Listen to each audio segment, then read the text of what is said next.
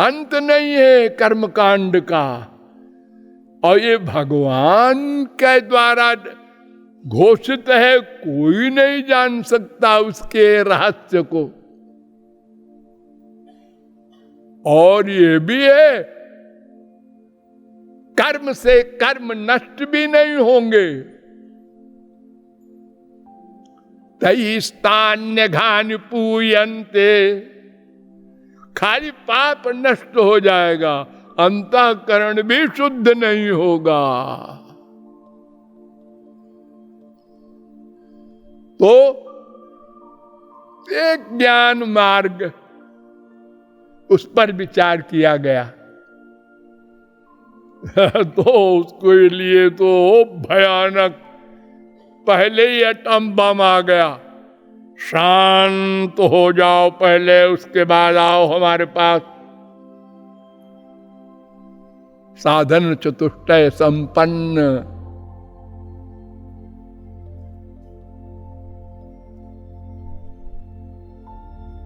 कलयुग में असंभव।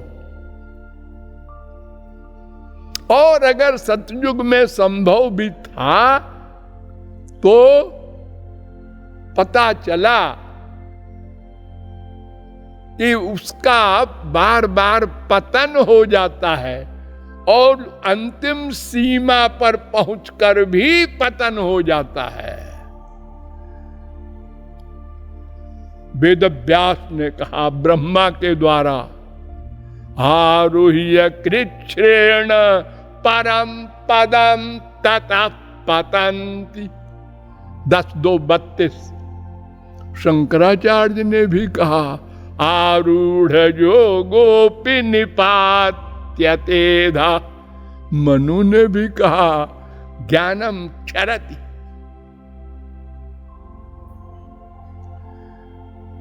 ज्ञानी नाम अपि चेतांसी देवी भगवती ही सा, बलादाकृष्य मोहाय महामाया प्रयच्छति।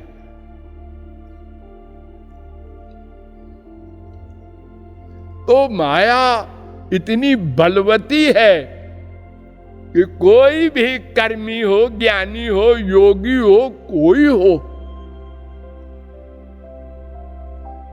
योग के विषय में उद्धव से भगवान ने कहा, देखो भाई योग का अवलंब ले लो तो उससे चित्त वृत्ति का निरोध हो जाएगा। जब योग के बारे में पूछा और उसका उत्तर दिया श्री कृष्ण ने, तो उद्धव सरीका ज्ञानी कहता है, सुदुश्चरामिमां मन्ये योगचर्या मनात्मन। जब तक मन पर पूर्ण कंट्रोल न हो जाए तब तक योग असंभव है।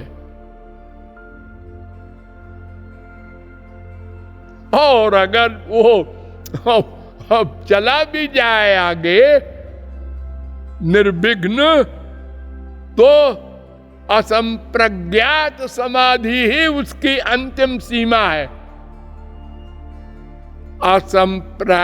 असंप्रज्ञात समाधि क्या होती है?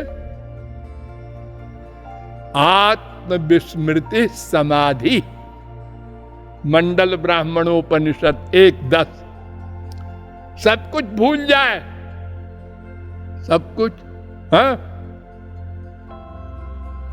ध्याता, ध्येय, ध्यान, ये त्रिपुटी तीनों भूल जाए। नैष्कर्म्यप्यच्युत भाव वर्जितम् न शोभते ज्ञानमलं निरंजनम। ज्ञान मार्ग में भी अंतिम यही है, निरंजन ज्ञान जिसे कहते हैं। मैं भी गया और वो मेरा जिसका ध्यान कर रहे थे वो भी गया, और जो ध्यान कर रहे थे वो त्रिपुटी भी गई, समाधि हो गई, आनंद नहीं मिला।